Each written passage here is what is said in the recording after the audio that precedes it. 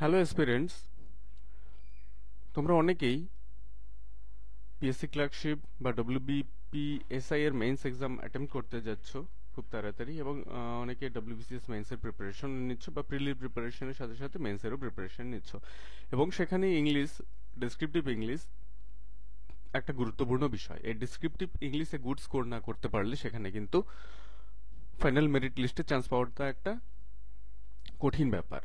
So আমি তার জন্য ডেসক্রিপটিভ ইংলিশের একটা ব্যাচ স্টার্ট করেছি, for which you will have to pay a very nominal fees, nominal monthly fees, nominal monthly fees, যেটা কিনা affordable by each and everyone, যেটা কিনা যে কেউ অ্যাফোর্ড করতে পারবে।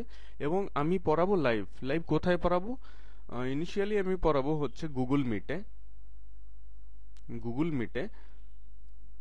গুগল মিটে আমি উইকলি, টোয়াইস এ উইক প্রথমে আমি রাইটিং কিভাবে লিখতে হয় সেগুলো শেখাবো, কয়েকটি সেশনস। তারপর মোটামুটি তোমাদের রাইটিং কোয়ালিটি চেক করে শুধু হোমওয়ার্ক দেব, এবং এভরি ফোর্টনাইট, অর্থাৎ 15 দিন পর পর আমি তোমাদের লেখাগুলোকে চেক করবো এবং তার ফিডব্যাক আমি দেব। তো গুগল মিটে উইকলি, টোয়াইস আ উইক, সপ্তাহে 2 দিন করে পড়াবো। এবং যে যে বিষয়গুলো পড়বো, আমরা জানি যে যে কোনো ডেসক্রিপটিভ এক্সামের জন্য বার্নিং টপিক হচ্ছে essay writing, letter writing, reporting reporting or report writing, translation আর কি, প্রেসি। তারপর কোথাও কোথাও কম্প্রিহেনশন, কোশ্চেন অ্যান্সার সেকশনস থাকে, এবং ডায়লগ থাকতে পারে। বাট এই 5টা জিনিসকে আমরা যদি খুব সুন্দরভাবে প্রিপেয়ার করি তাহলে আমাদের কিন্তু গুড স্কোর অবশ্যই আমরা এক্সপেক্ট করতে পারি। তার মধ্যে পিএসসি ক্লার্কশিপ এবং ডব্লিউবিপিএসআই এর জন্য রিপোর্টিং, ট্রান্সলেশন, প্রেসি রাইটিং, এই 3টা জিনিস মেইনলি আমাদের প্র্যাকটিস করতে হয়। এখন তুমি রাইটিং স্কিলের যে কোনো জায়গায় যদি ম্যাচলেস এক্সিলেন্সি যদি অর্জন করতে চাও, first of all you have to write in a good way. তোমাকে একটা ভালো ওয়েতে সুন্দরভাবে লিখতে হবে। ডিফারেন্ট টাইপস অফ ভোকাবুলারি গুলোকে এবং গ্রামারকে মাইনিউটলি, নিখুঁতভাবে এবং প্রপারলি ইউটিলাইজ করতে হবে। প্রপার ইউটিলাইজেশন একান্ত জরুরি। তাহলেই আমাদের রাইটিং স্কিলটা ডেভেলপ হবে, ফ্লারিশড হবে, এবং তখনই তোমার রাইটিং একটা অন্য মাত্রায় যাবে। শুধু আমি একটা প্যারাগ্রাফ লিখে দিলাম সেরকম না, তোমার রাইটিং স্কিলের মধ্যে একটা স্কিল থাকবে, স্কিলফুলি ইউভেন, সেটা যেন একটা এফিশিয়েন্ট লেভেল থাকে তোমার লেখার মধ্যে, তবেই সেটা গুড স্কোর করবে। আর আমরা জানি যে এই যে ট্রান্সলেশন, এটা তো খুবই স্কোরিং, এবং প্রেসি, এটা খুবই স্কোরিং। এবং সবচেয়ে মজার বিষয় হচ্ছে এই প্রেসি রাইটিং এ ডব্লিউবিসিএস, আমি যখন মেন্স গুলো দিতাম তখন দেখেছি প্রেসি রাইটিং এ সবচেয়ে কম সময় লাগে এবং সবচেয়ে বেশি মার্কস পাওয়া যায়, যদিও ট্রান্সলেশনের পরে। সো এই যে ট্রান্সলেশন এন্ড প্রেসি, এগুলো হচ্ছে কি বলবো, মাইন অফ মার্কস, নম্বরের খনি। তো এই জায়গাগুলো তোমরা ডেভেলপ করার চেষ্টা করবে। তো চলো আজকে চলে যাই আজকের আমাদের রাইটিং সেশনে। এখানে আমি যে রাইটিং সেশনটা নিয়েছি, আমি চলো সংক্ষেপে তোমাদের একটু ইন্ট্রোডিউস করি অ্যাবাউট দ্য টপিকটা হচ্ছে H1B visa programme. H1B H1B visa programme. এটা কি H1B ভিসা প্রোগ্রাম? তোমরা অনেকেই জানো যে recently H1B visa program is given by US government to the foreigners. কাদেরকে দেওয়া হয়? ফরেইনার্সদের। কোন ফরেইনার্সদের? যারা হচ্ছে foreign workers in different field of study, field of work. তারপর কি রিসার্চার্স।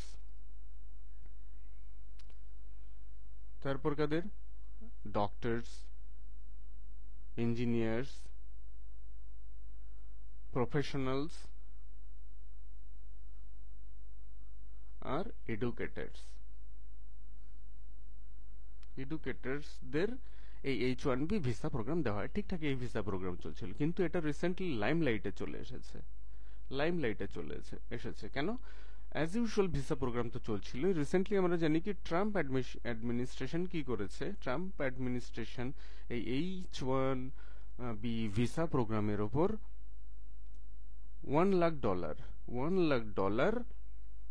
ভিসা ফি ইম্পোজ করেছে, imposed $1 lakh fee on H1B visa. এবং এখন সো এটা একটা বলতে পারো একটা এবাব global crisis, because there are many students round the globe কথাটা মনে রাখবে। রাউন্ড দ্য গ্লোব মানে সারা পৃথিবী, সারা পৃথিবী থেকে, ফ্রম রাউন্ড দ্য গ্লোব, সারা পৃথিবী থেকে হাজার হাজার প্রফেশনাল স্টুডেন্টস এরা কি করে ইউএসএ তে যায়। কারণ কি? For further study, further research, for a better research environment, and further research and development, technological flourishment. So different segment এ তারা কিন্তু ম্যাচলেস এক্সেলেন্সি অর্জনের জন্য ইউএসএ যায় বা গিয়ে থাকে। সো এটা একটা ক্রাইসিস বলা চলে। This is why it's in limelight, তার জন্য এটা লাইমলাইটে চলে এসেছে। সো এটা পিএসসি ক্লার্কশিপের এক্সামে নাও আসতে পারে, বাট এই টাইপের টপিকগুলো যদি তোমরা রেডি করো বা ফ্লুয়েন্টলি যদি তোমরা লিখতে পারো, তাহলে যে অর্ডিনারি টপিকসগুলো ফ্ল্যাট হাবিজাবি যেগুলো চলে আসে সেগুলো কিন্তু খুব ইজিলি তোমরা লিখতে পারবে। তো চলো আমরা চলে যাই আজকের ডাইরেক্ট টপিক সেশনে। ফার্স্ট অফ অল দেখো এখানে যে ফার্স্ট সেন্টেন্স বা ফার্স্ট সেকশন যেটা রয়েছে, সেখানে 1990 সালে যখন শ্রমিক সংকট দেখা দেয়, মার্কিন কংগ্রেসে H1B ভিসা প্রোগ্রাম তৈরির আইন পাশ হয়। আমরা পুরো জায়গাটাকে ছোট ছোট করে ভাগ করে নিই, আশা করি তোমাদের আর ওই ছোট ক্লাসের মতো করে ট্রান্সলেশন শেখাতে হবে না। 1990 সালে ইন 1990, আমি খুব ইজিলি তোমাদের এই ব্যাপারটা শেখাবো। ইন 1990 when যখন when শ্রমিক সংকট লেবার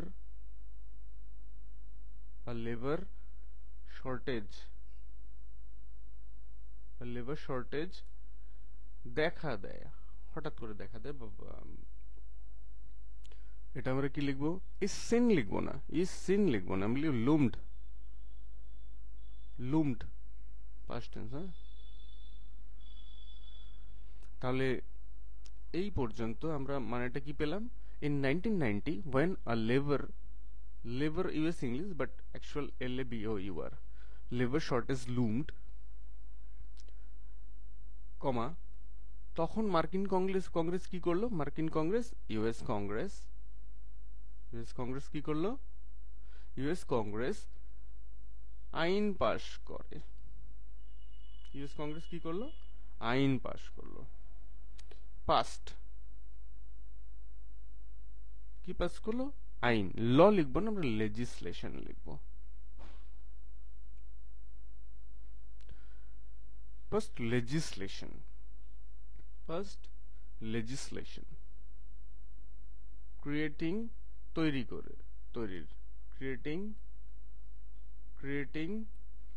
ক্রিয়েটিং যদি না লেখো তোমরা ফরও ইউজ করতে পারো, কোনো অসুবিধা নেই। creating legislation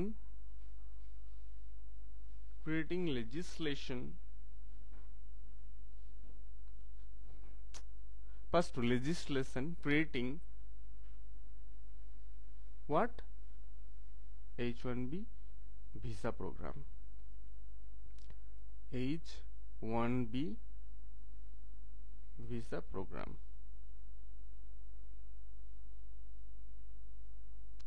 তাহলে কি দাঁড়ালো? ইন 1990 সালে when a labor shortage loomed, যখন শ্রমিক সংকট দেখা দেয়, ইউএস কংগ্রেস, আমি কিন্তু অ্যাক্টিভ ভয়েসে লিখলাম, প্যাসিভ ভয়েসে লেখা যেত, কিন্তু রাইটিং স্কিলে যদি অ্যাক্টিভ ভয়েসকে আমরা ফ্লুয়েন্টলি লিখতে পারি আমরা সেটাই প্রায়োরিটি দেব। ইউএস কংগ্রেস কি করলো? পাস করলো। কি পাস করলো? লেজিসলেশন, আইন। কিসের আইন? Creating legislation for H1B visa program বা H1B ভিসা প্রোগ্রাম তৈরি করে আইন পাশ করলো, বা H1B ভিসা তৈরির আইন পাশ করলো। এখানে এই তৈরির কথাটা, তৈরির এই ওয়ার্ডটাকে যদি আমরা ডিফাংক্ট করতে পারি, ওয়ার্ড টু ওয়ার্ড ট্রান্সলেশন করতে হবে এমন কোনো ব্যাপার নেই। ক্রিয়েটিং এর পরিবর্তে ফর H1B ভিসা করতে পারি, টু ফ্যাসিলিটেট করতে পারি, টু ফ্যাসিলিটেট ক্রিয়েটিং না করে to facilitate or facilitating to facilitate H1B visa প্রোগ্রামও করতে পারি, সেগুলোও কিন্তু ইউজ করতে পারি। আচ্ছা, এখানে প্রোগ্রাম স্পেলিংটা তোমাদেরকে হঠাৎ মনে পড়ছে যে কোথাও কোথাও প্রোগ্রাম স্পেলিং এরকম থাকে,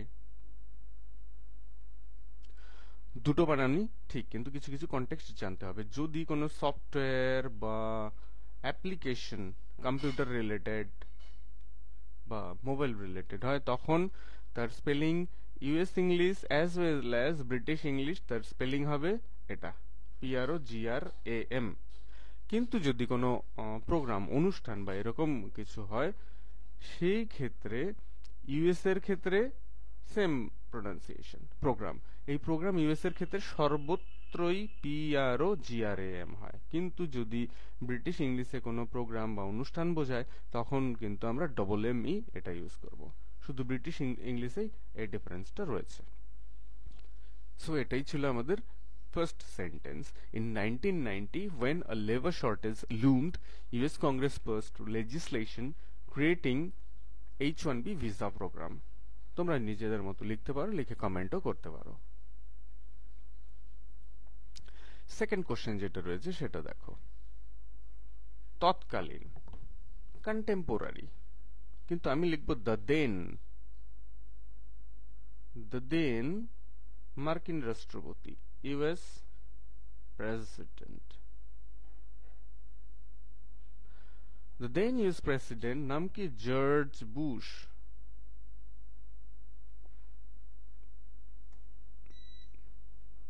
The then US President George Bush, আচ্ছা এটা আমি যেহেতু এখানে যখন রয়েছে ইউজ করব when, শুরুতেই আমি দিয়ে নেব ক্লজটা, সাব ক্লজটা আমি শুরুতেই দিয়ে নেব, মানে সাব ক্লজ দিয়ে আমি সেন্টেন্সটা স্টার্ট করতে চাইছি। when the then US President George Bush এটিকে আইনে পরিণত করেন, আইনে পরিণত করা, সাইন্ড,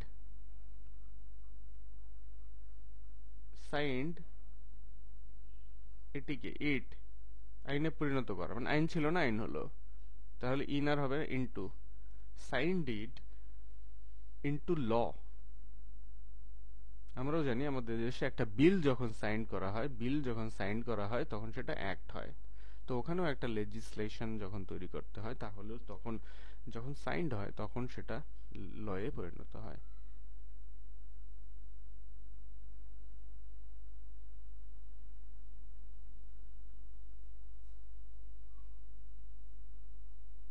ঠিক আছে।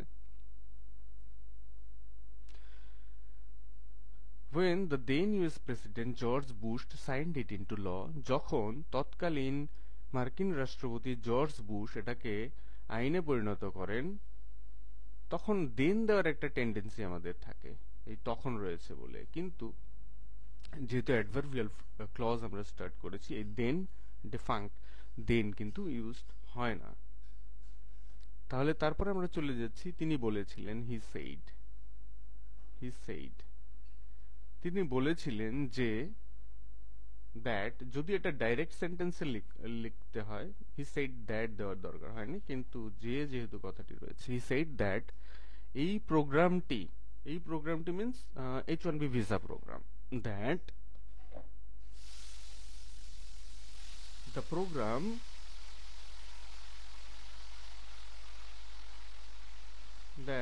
প্রোগ্রাম কি করবে? এই প্রোগ্রামটি বিজ্ঞানী, প্রকৌশলী এবং চিকিৎসাবিদদের মতো ব্যতিক্রমী প্রতিভাবান ব্যক্তিদের অভিবাসনকে উৎসাহিত করবে। আমরা he said that the program কি করে উৎসাহিত করবে, ভার্ব নিয়ে আসবো, দ্য প্রোগ্রাম উৎসাহিত করবে, মনে হচ্ছে future tense,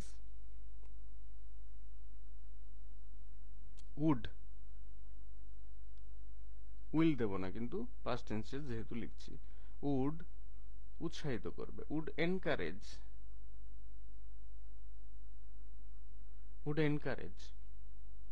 said that the program would encourage, কাদেরকে এনকারেজ করবে?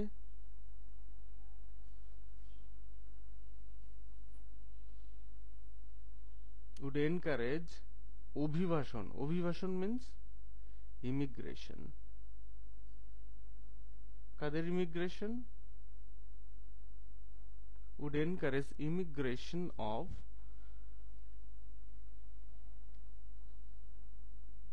ব্যতিক্রমী প্রতিভাবান ব্যক্তি, immigration of exceptionally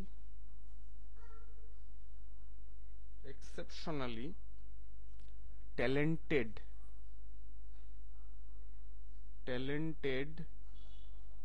workers বা people,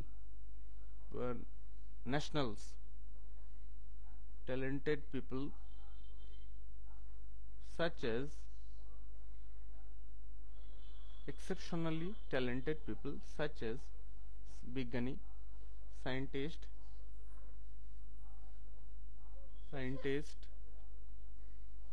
প্রকৌশলী, engineers, plural করে দেব, engineers and educators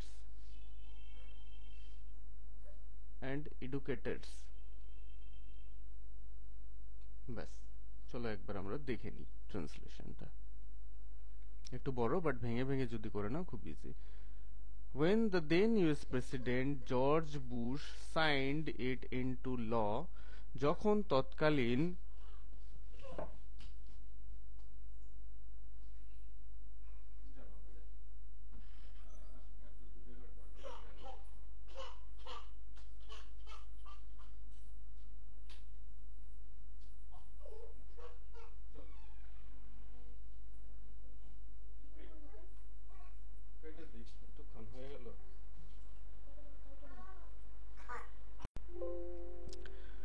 ঠিক একইভাবে তোমরা যদি এই পার্টটাকে চেঞ্জ করতে চাও, ইমিগ্রেশনের পর যে পার্টটা রয়েছে ঠিক এখানটায়, এই জায়গাটায় কিন্তু অন্যভাবে লেখা যেতে পারে, যেমন immigration of exceptionally talented people such as scientist, engineers and educators.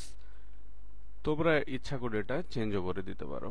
তার পরিবর্তে আমরা কি লিখতে পারি, চলো একবার সেটাও দেখে নিই।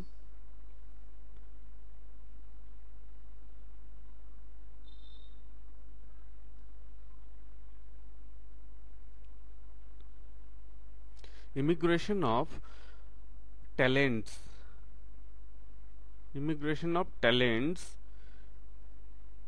with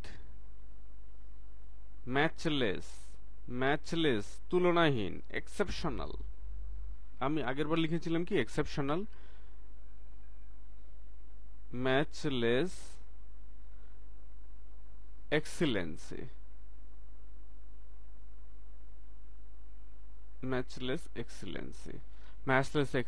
in the fields of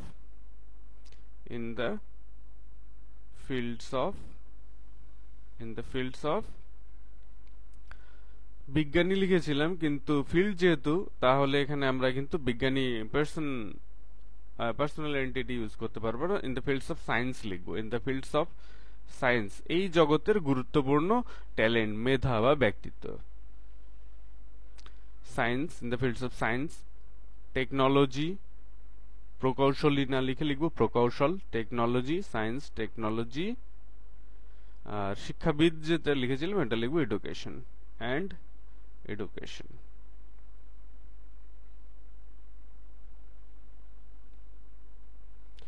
তার সাথে সাথে এডুকেশন অ্যান্ড রিসার্চ কথাটা অ্যাড করতে পারো, কারণ ওয়ার্ড টু ওয়ার্ড ট্রান্সলেশনকেই যে করতে হবে এমন কোনো ব্যাপার নেই। এখানে word to word translation writing এর যদি মানে এডুকেশন আমরা ইউজ করবো না, যদি এখানে আমাদের task is only to translate. কিন্তু যদি আমরা কোনো রাইটিং লিখি, তখন যা লিখলে রাইটিংটা আরো ফ্লারিশড মনে হবে, beautification of the writing will be established. কোনো রাইটিং এর যখন রাইটিংটা যখন বিউটিফাই করতে পারবো, তখন যা যা লিটারারি ডিভাইস, অবশ্যই জার্গন দূরে রেখে যে সমস্ত জিনিস বা যে সমস্ত কম্পোনেন্টস অফ ল্যাঙ্গুয়েজ আমাদের ইউজ করতে হবে, সেগুলো কিন্তু ইউজ করতে হবে, কিন্তু সেগুলো ইউজ করে ওভারবার্ডেন করা যাবে না। তো এই ছিল সেকেন্ড পার্ট। Third question. তো হিস্ট্রি সম্পর্কে আমরা H1B ভিসার হিস্ট্রি সম্পর্কে আমরা জেনে গেলাম যে মার্কিন রাষ্ট্রপতি জর্জ বুশ এটাকে সাইন করে এই লেজিসলেশনটাকে কার্যকরী করেন বা আইনে পরিণত করেন। তো চলো আমরা নেক্সট দেখি কি রয়েছে। নিয়োগকর্তারা। নিয়োগকর্তারা মানে employers.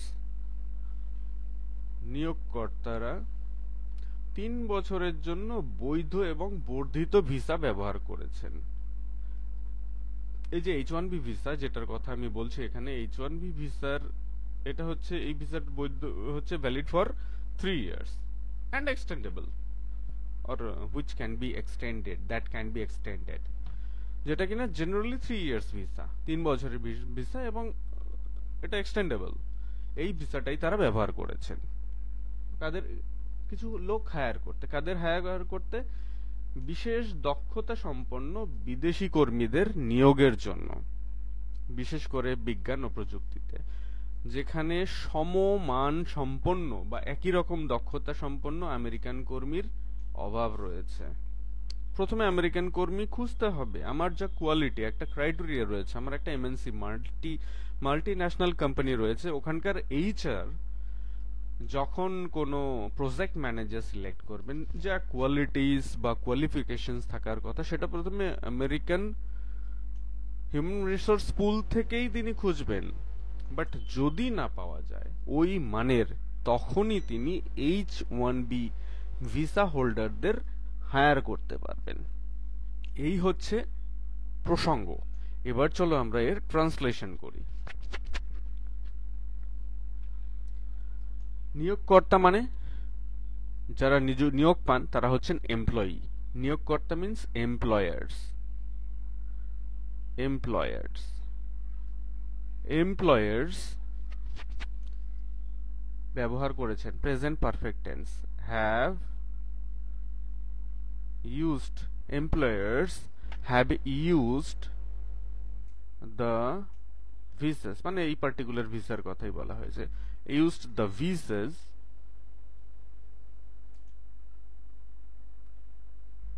valid for 3 years which are valid for 3 years, যেগুলো কিনা 3 বছরের জন্য ভ্যালিড আর কি বর্ধিত, valid for 3 years and can be extended and can be বর্ধিত ভিসাটাই যেটা extendable, and can be extended। এখানে can be and এর পরে can be extended না লিখে extendable করতে পারো। extendable as per the need of the employer, এটা কিন্তু extendable and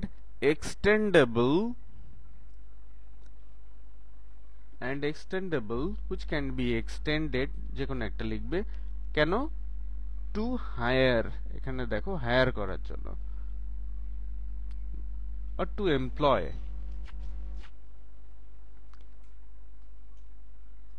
to hire কাদের? বিদেশি কর্মীদের, বিশেষ দক্ষতা সম্পন্ন বিদেশি কর্মীদের। এটা কিভাবে লিখবো? to hire foreign workers, to hire foreign workers, বিশেষ দক্ষতা সম্পন্ন ওয়ার্কার, এখানে আমরা উইথ দিয়ে এটা লিখে দেব ফরেন ওয়ার্কার্স। এগুলো যখন কন্টিনিউয়াস কয়েকটা সেশন তোমরা অ্যাটেম্প্ট করবে তখন এগুলো একদম ইজি হয়ে যাবে।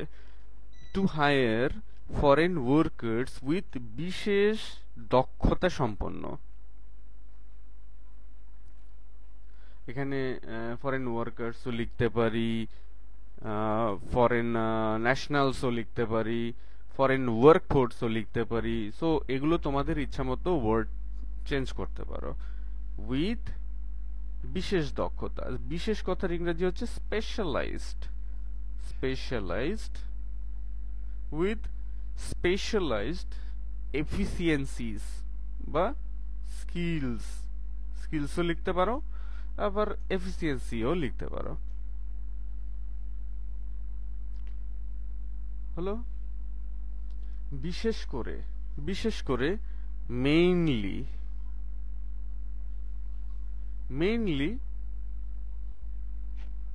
মেইনলি কোথায়?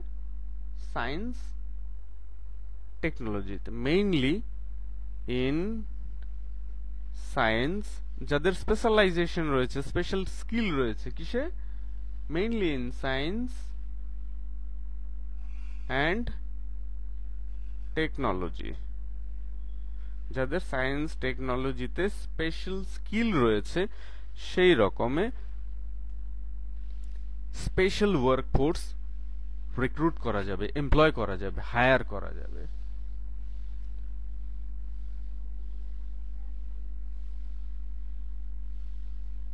বিজ্ঞান ও প্রযুক্তিতে, যেখানে একই রকম দক্ষতা সম্পন্ন আমেরিকান কর্মী খুঁজে পাওয়া যায় না। যেখানে এখানে ওয়্যারও দিতে পারি, বা যদি তোমরা এরকম লেখো, ইনফিনিটিভ ইউজ করো, to fill vacancies, openings, or to cater to the need use করতে পারো। openings for which, বা where লিখতে পারো, for which US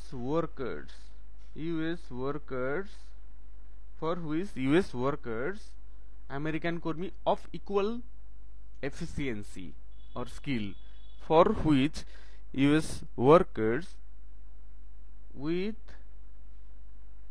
similar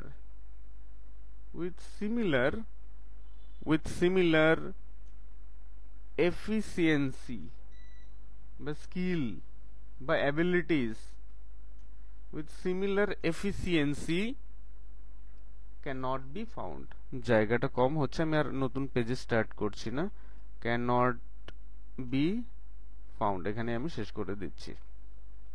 আচ্ছা, সেন্টেন্সটা বড় হয়ে গেল, এটা ভেঙে দিলে ভালো হতো। যাই হোক, আস্তে আস্তে চেষ্টা করব সেন্টেন্সগুলোকে ছোট করার। আচ্ছা, এখানে সেন্টেন্সটা যদি ছোট করে আমরা লিখতে চাই, নিয়োগকর্তারা 3 বছরের জন্য বৈধ এবং বর্ধিত ভিসা ব্যবহার করেছেন বিশেষ দক্ষতা সম্পন্ন বিদেশি কর্মীদের নিয়োগের জন্য। এই পর্যন্ত একটা পার্ট করা যেতে পারে। তাহলে নিয়োগকর্তারা, দ্য এমপ্লয়ার্স,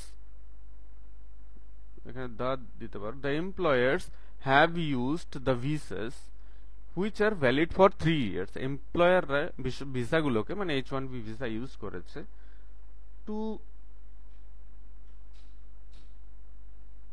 H1B ভিসাগুলো ইউজ করেছে যেগুলো কিনা 3 বছরের ভ্যালিডিটি সম্পন্ন বা এক্সটেন্ডেবল, বা যেগুলোকে এক্সটেন্ড করা যায়। কেন? টু হায়ার করার জন্য, ফরেন ওয়ার্কার্স, বিদেশি কর্মীদের নিয়োগ করার জন্য। বিদেশি কর্মী সকলকে নয়, লেবার না, উইথ স্পেশালিস্ট স্কিলস, যাদের বিশেষ দক্ষতা রয়েছে, উইথ স্পেশালাইজড স্কিলস। কোন ক্ষেত্রে? Mainly in the field of science and technology. আমি ইন সায়েন্স অ্যান্ড টেকনোলজি লিখেছি, তোমরা দিতে পারো mainly in the domains of science and technology, mainly in the spheres of science and technology. Two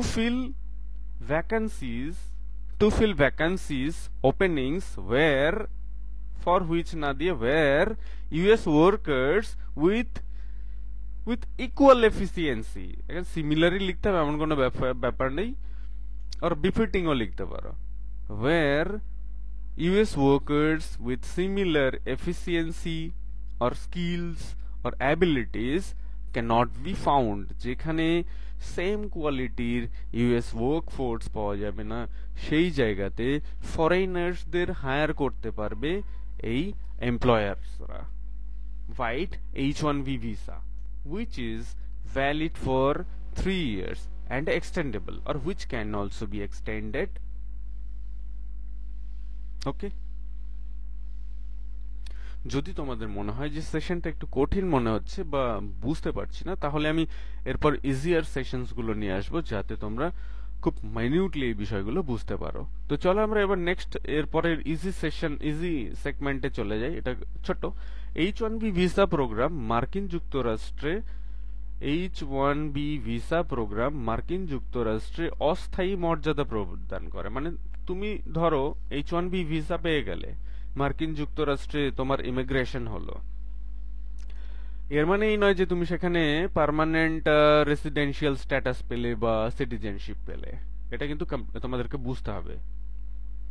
এটা এটা type of work and research visa, not citizenship visas, but in course of time, it leads to uh, getting green visas, green card। যাই হোক, চলো আমরা ট্রান্সলেশনটাই করি, কারণ এর তাত্ত্বিক বিশ্লেষণ আমাদের উদ্দেশ্য নয়। H1B visa program, the H1B visa program, the H1B visa program provides করতে পারো, gives করতে পারো, provides করতে পারো, confers, ensures ও করতে পারো।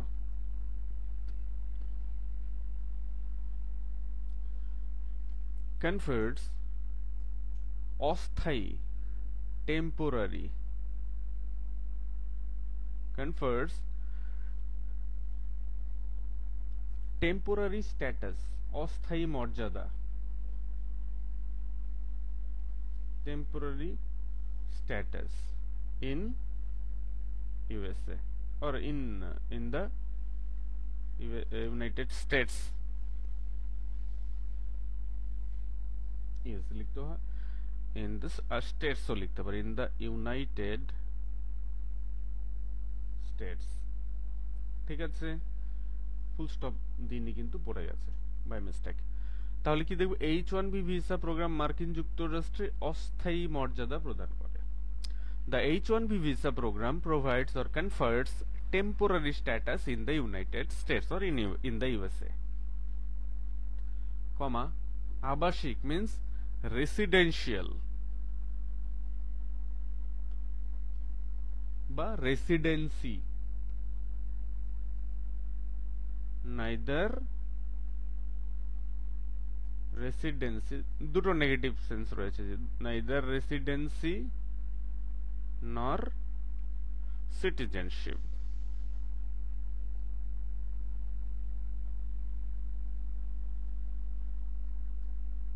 আচ্ছা, বিষয়টা খুব ইজিলি বোঝা গেল যে the H1B visa program, the so called H1B visa program, এই যে H1B ভিসা প্রোগ্রাম, এটা কি দেয়? টেম্পোরারি, অস্থায়ী স্ট্যাটাস বা মর্যাদা, কোথায়? ইন দ্য ইউনাইটেড স্টেটস বা আমেরিকাতে। নাইদার রেসিডেন্সি, এটা কিন্তু আবাসিক বা রেসিডেন্সিয়াল স্ট্যাটাস, তুমি যে সেখানকার রেসিডেন্ট সেরকম রেসিডেন্সি বা রেসিডেন্সিয়াল স্ট্যাটাসও দেয় না, আবার নাগরিকত্বও কিন্তু কনফার্ম করে না বা দেয় না। মানে নাগরিকত্ব বা রেসিডেন্সিয়াল স্ট্যাটাসের সাথে এর কিন্তু কোনো রিলেশন নেই। Rather it provides you temporary status in the states।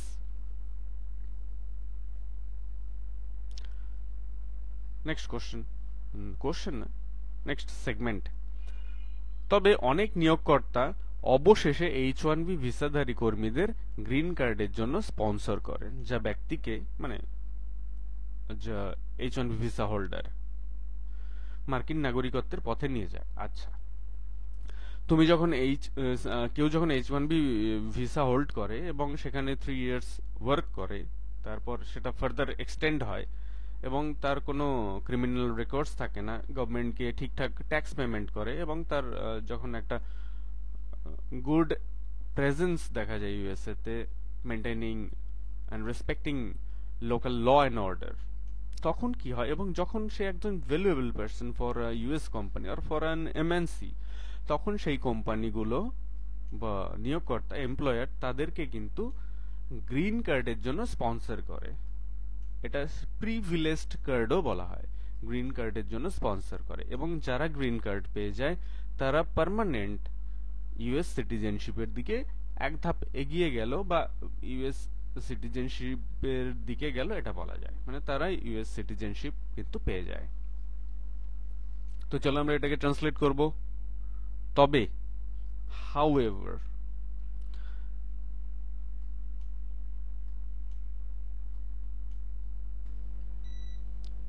তবে হাউএভার অনেক নিয়োগকর্তা, many employers, many however many employers, অবশেষে আমরা এটা ইউজ করব eventually, eventually, কিন্তু এটা যে ট্রান্সলেশন না হয়ে রাইটিং এর পার্ট হয়, আমি লিখব in course of time, in course of time, দুটোই ভালো এক্সপ্রেশন, এটা ফ্রেজ আর এটা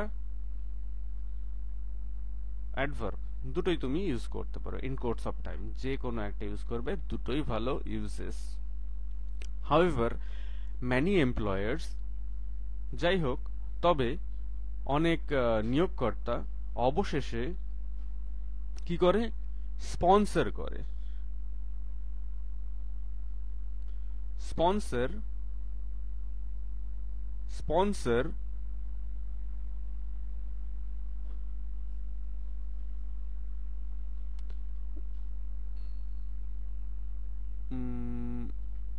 স্পন্সর ওয়ার্কার্স, তাদের কর্মচারীদের, ওয়ার্কার্স যাদের কিনা কি রয়েছে, H1B ভিসা রয়েছে। Sponsor workers with H1B visa, H1B visa, H1B visas, workers with H1B visas for green card, for green card, for green cards.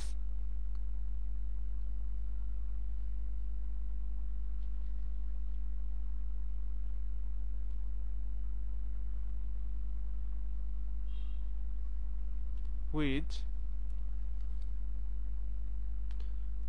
leads the person, leads the person ব্যক্তিকে, leads the person, which leads the person on the path, on the path to US citizenship. ওকে, হয়ে গেল। তো চলো একবার দেখে নি।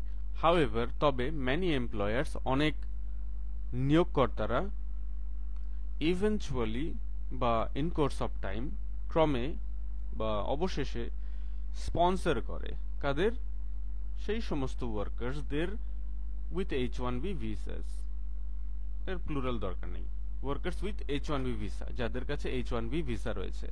কিসের জন্য স্পন্সর করে, কাদের স্পন্সর করে, H1B ভিসা ওয়ার্কার্স। আচ্ছা, এখানে এই পার্টটা দেখো, আমি চেঞ্জ করে দিতে পারি, sponsor workers with H1B visa, এর পরিবর্তে লিখতেও পারি স্পন্সর এই H1B visa holders, H1B visa holders with, sponsor H1B visa holders, কিসের জন্য, কাদের স্পন্সর করে, H1B ভিসা হোল্ডার্সদের, কিসের জন্য, for green card, for green card. এই গ্রিন কার্ডই, এখান থেকে দেখো যা রিলেটিভ ক্লজ স্টার্ট হয়ে গেছে, এখান থেকে কিন্তু রিলেটিভ ক্লজ, তার মানে হুইচ, দ্যাট, হুইচ সেটা কি করে, নিয়ে যায়, let's, which leads the person, নিয়ে যায় কাকে, ব্যক্তিকে, হুইচ লিডস দ্য পার্সন, কোথায়, on the path of, on the path of, না লিখে towards, towards US citizenship, no problem, লিখতে পারো, এখানে আমি পথ রয়েছে বলেই যে ওয়ার্ড টু ওয়ার্ড করতে হয় না, on the path of US citizenship. তুমি এটা না লিখে অন্যভাবে লিখতে পারো, যেমন ধরো এই যে এখানে ওই ওই জায়গাটা চেঞ্জ করে দিই, দেখো আমি ওপরে লিখছি, which paves the path for, which paves the path, which paves the path for, which paves the path for US citizenship, US citizenship. which pave the path for US citizenship.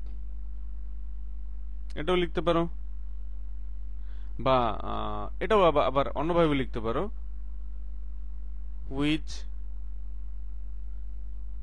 opens up which opens up a horizon, Diganta, opens up a new horizon লিখতে পারো, horizonও লিখতে পারো, বা an opportunityও লিখতে পারো, an opportunity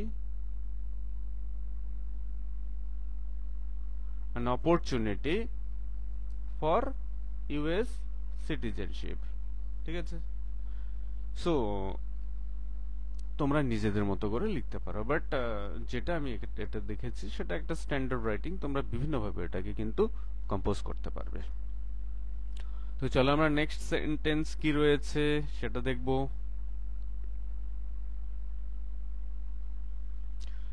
মার্কিন Congress, US Congress প্রতি বছর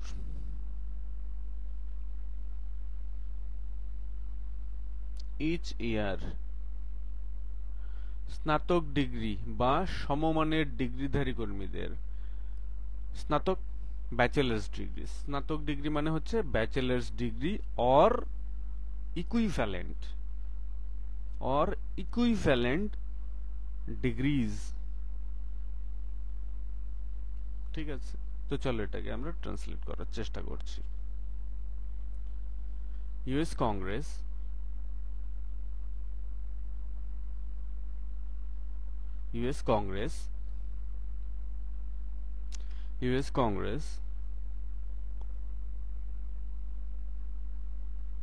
ভিসা প্রদান করে।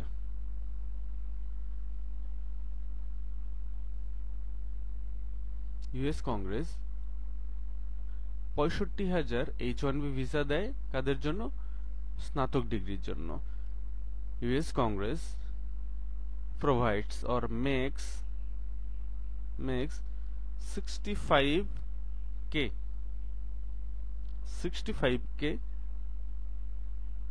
H1B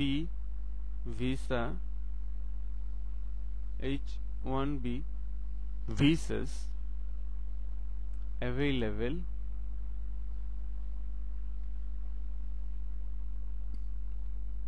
each year টা শুরুতেও লিখতে পারো each year US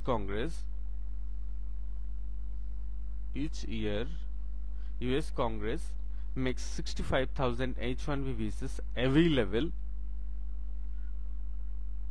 for গ্র্যাজুয়েটদের জন্য,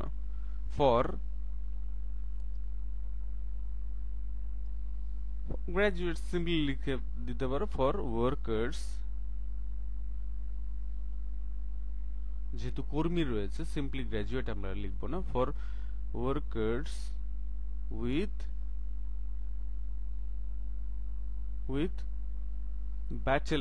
a bachelor's degree, with a bachelor's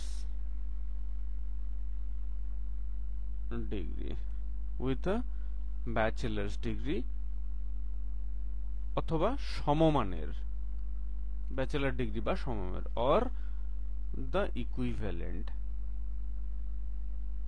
একটু ছোট করে লিখছি যাতে এই পেজেই লেখা যায়, ফুল স্টপ দিইনি কিন্তু কমা হবে। আচ্ছা, প্রতি বছর ইউএস কংগ্রেস কি করে? ইচ ইয়ার, প্রতি বছর ইউএস কংগ্রেস কি করে? Make 65,000 H1B visas available। আমরা কিন্তু প্যারালাল স্ট্রাকচারের দিকে যাব। makes 65,000 H1B visas for graduates, তারপর লিখবো 20,000 additional H1B, এখানে যেটা রয়েছে 20,000 additional H1B visas। ঠিক আছে, ইকুইভ্যালেন্ট।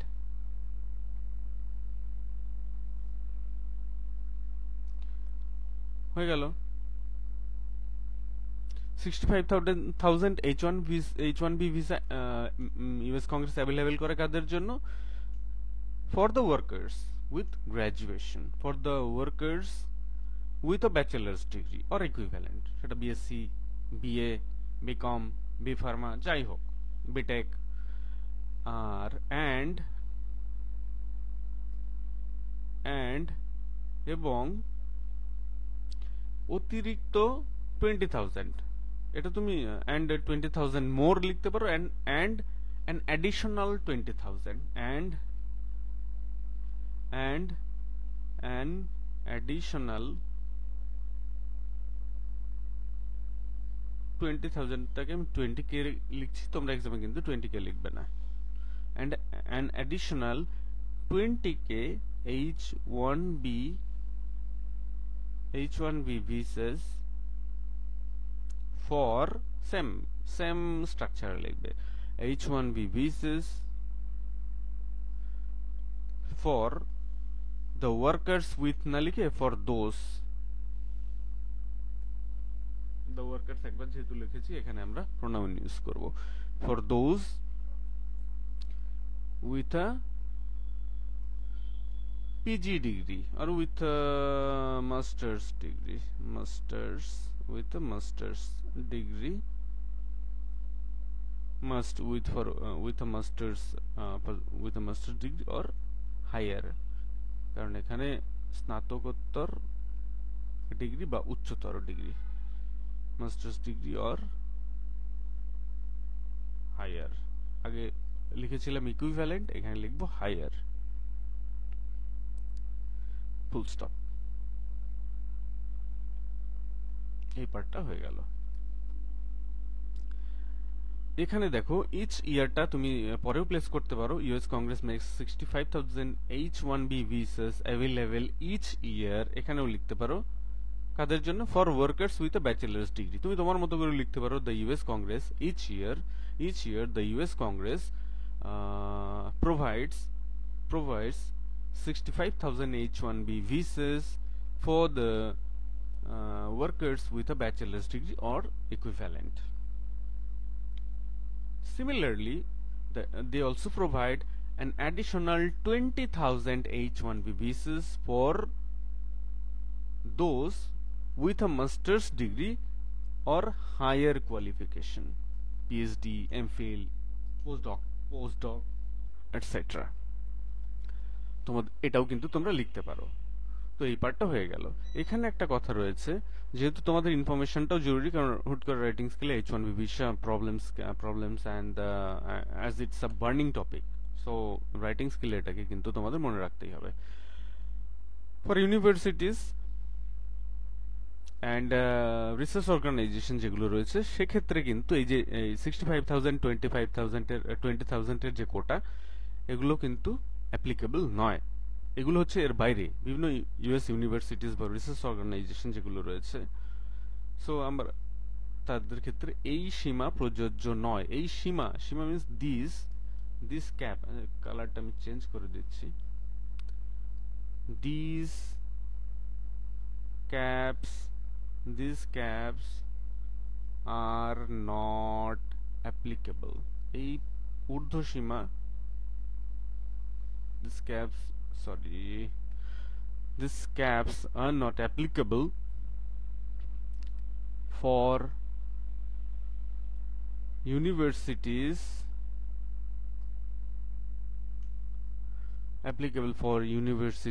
and research organizations, অর্থাৎ তারা তাদের মতো করে as per memorandum of understanding বা তাদের যে অটোনমাস পলিসি রয়েছে সেই অনুযায়ী তারা স্টুডেন্ট এক্সচেঞ্জ বা স্কলার এক্সচেঞ্জ বা তাদের নিয়োগ করতে পারে, এবং তারা কিন্তু এই 65,000 বা 20,000 এই কোটার বাইরে। Okay, this caps are not applicable, এই যে সীমা এটা কিন্তু অ্যাপ্লিকেবল নয়, প্রযোজ্য নয়। কাদের ক্ষেত্রে? ফর ইউনিভার্সিটিস, বিশ্ববিদ্যালয় এবং বিভিন্ন যে গবেষণা সংস্থা রয়েছে তাদের ক্ষেত্রে কিন্তু এই আপার সিলিং বা ক্যাপস, আপার সিলিংও ইউজ করতে পারে কথাটা, এটা কিন্তু অ্যাপ্লিকেবল নয়। তো চলো আমরা নেক্সট সেগমেন্টে চলে যাই। আমরা তো ভিসা সম্পর্কে জেনে গেলাম। এখানে আমার উদ্দেশ্য ছিল ভিডিওটা ছোট করব, কিন্তু 10টা ট্রান্সলেশন দেওয়ার একটা উদ্দেশ্য ছিল, তার জন্য 3টা আমি একটু অন্য ধরনের ট্রান্সলেশনের পার্ট অ্যাড করে দিয়েছি। তো চলো দেখি। একটা ভালো সম্পর্ক সর্বদা সমান, নিরবচ্ছিন্ন এবং পারস্পরিকভাবে উপকারী হওয়া উচিত। একটা ভালো সম্পর্ক, একটা ভালো সম্পর্ক, গুড, গুডও লিখতে পারো, হেলদিও লিখতে পারো। ভালো বলেই যে স্বাস্থ্যকর লেখা যাবে না সেটা না। গুড, কনজেনিয়ালও হতে পারে, লিখতে পারো। A good healthy relationship, a good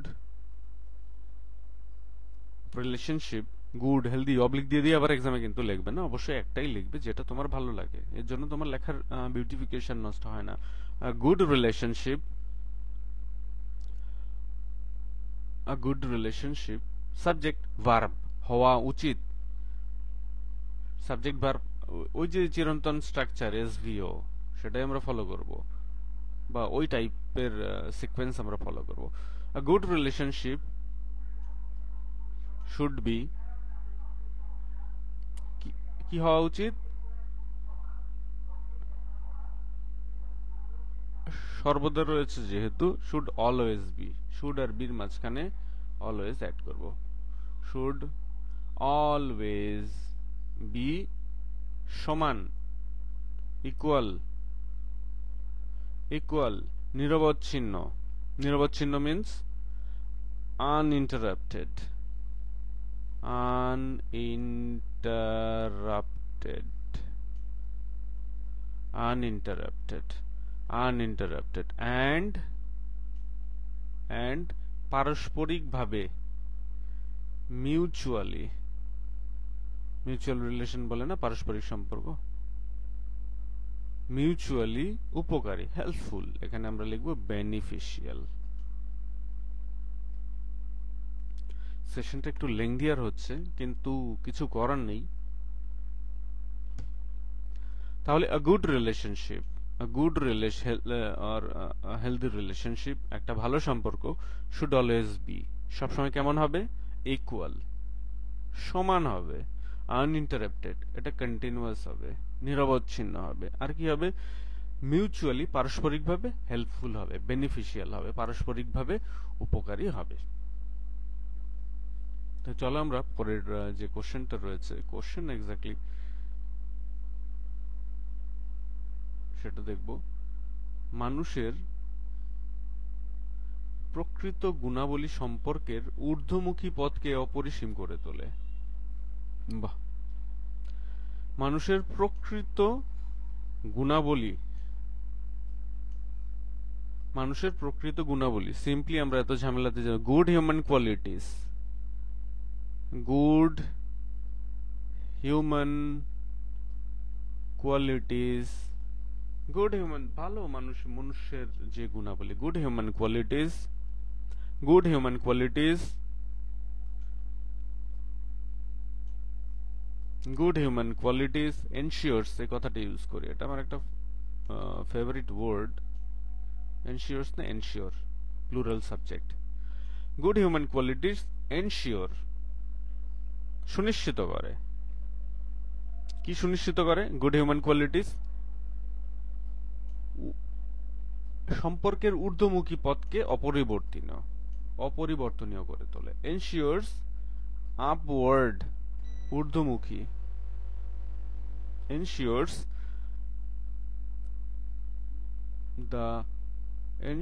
the upward, ঊর্ধ্বমুখী পথ, রকেট যখন যায় এই উপরের পথ, এগুলো কি বলে, ট্রাজেক্টরি, আমরা সেটা ইউজ করব, আপওয়ার্ড ট্রাজেক্টরি।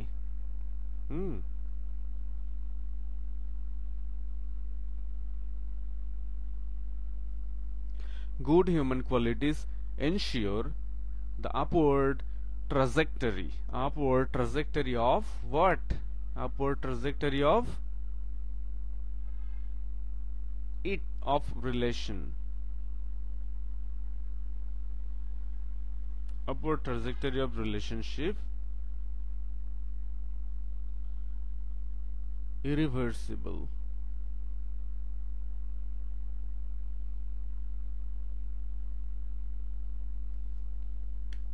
irreversible যেটা আপওয়ার্ড সেটা উপরেই, it flies high, the relation flies high, এটা সুন্দরভাবে উঠতে থাকে। good human qualities ensure the upward trajectory of relationship irreversible, এটা আপওয়ার্ড, সম্পর্কের পারদ উপরের দিকেই উঠতে থাকে।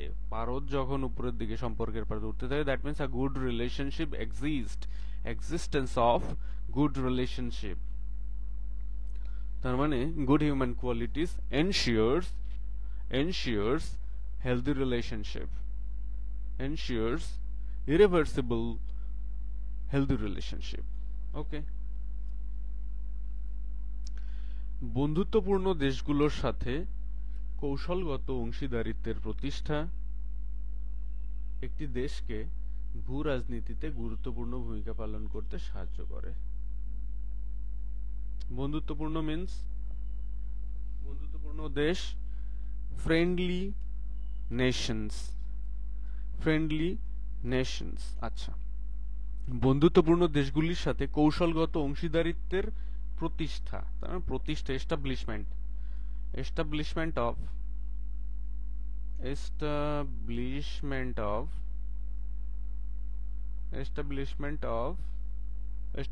অফ হোয়াট, কৌশলগত অংশীদারিত্ব।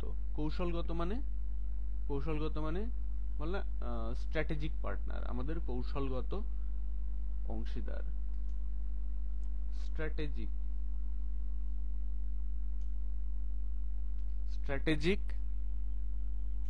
পার্টনারশিপ।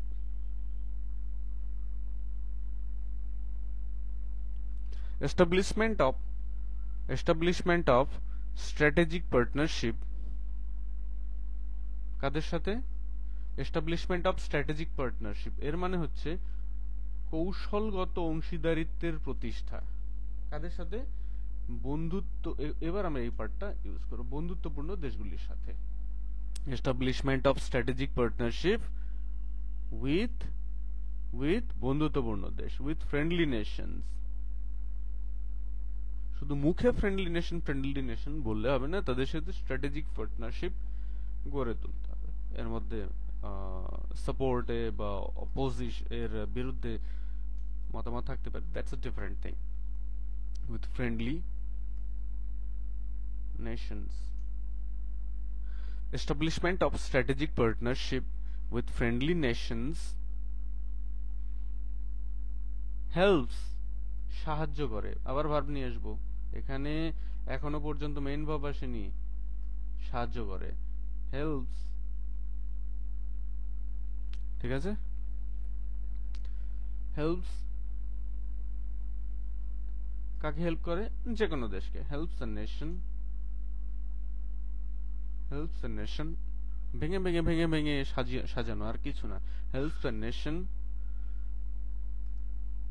টু, গুরুত্বপূর্ণ ভূমিকা পালন করতে, to play a vital role, to প্লেও লিখতে পারি বা এক্সারসাইজও লিখতে পারি।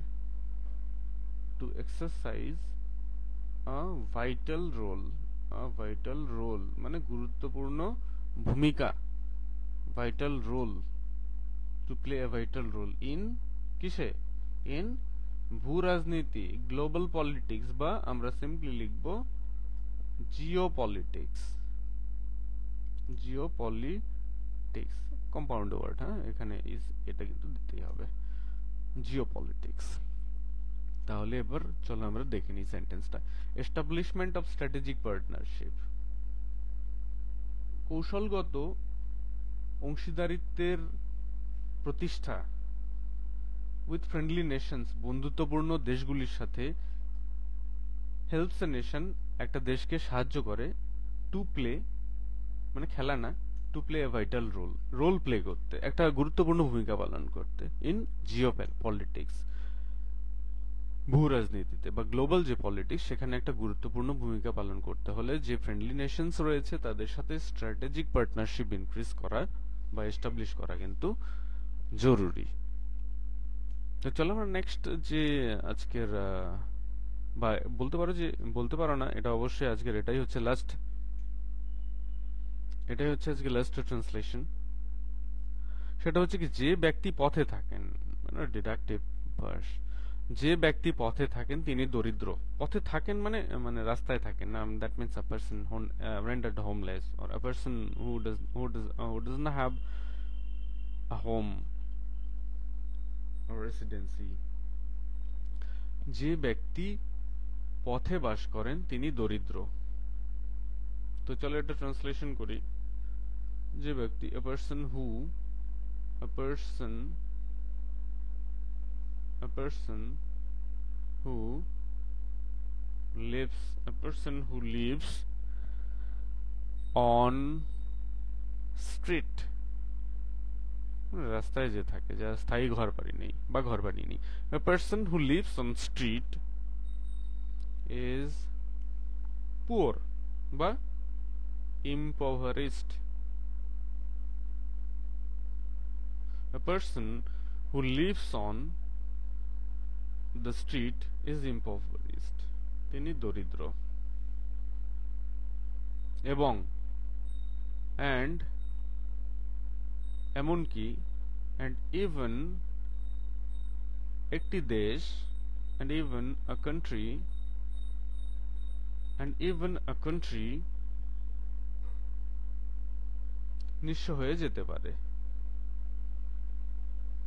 May be or become, May become হয়ে যাওয়া বোঝাচ্ছে, যেহেতু মে বিকাম নিঃস্ব, impoverished,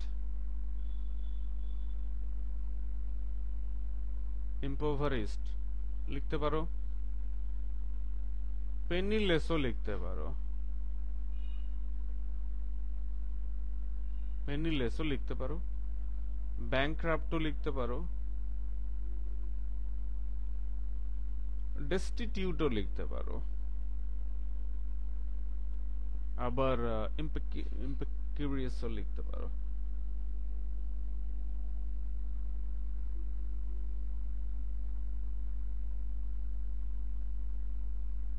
impecunious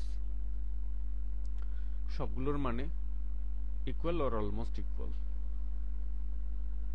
আমি impoverished লিখে দিলাম।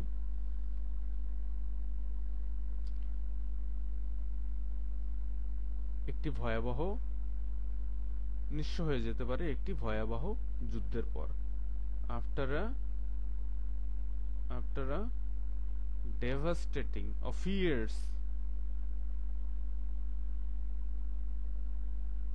after a devastating war, a gruesome, devastating এর পরিবর্তে gruesome, horrifying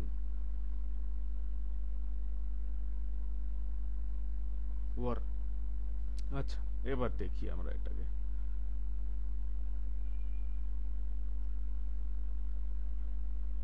a person who lives on street, এক ব্যক্তি বা যে ব্যক্তি পথে বাস করেন, is impoverished, তিনি নিঃস্ব বা দরিদ্র। and even, শুধু তাই না, একজন লোক, শুধু একজন লোকই না, এমনকি একটা কান্ট্রি মে বিকাম impoverished, একটা দেশও কিন্তু নিঃস্ব হয়ে যেতে পারে, পেনিলেস হয়ে যেতে পারে, কপরদক শূন্য হয়ে যেতে পারে, ব্যাংক্রাফট হয়ে যেতে পারে, ডেস্টিটিউট হয়ে যেতে পারে, দরিদ্র হয়ে যেতে পারে, নিঃস্ব হয়ে যেতে পারে। আফটার আ ডেভাস্টেটিং ওয়ার, একটা ভয়ানক যুদ্ধের পর, আ ডেঞ্জারাস ওয়ার, ভয়াবহ, ডেঞ্জারাস, ডেভাস্টেটিং, গ্রুসাম। তো এই ছিল আজকের presentation. I hope it will help you to prepare for different competitive exam where descriptive English is the part and parcel. And if you are interested to join my classes, you can WhatsApp me. So thank you again for watching the video.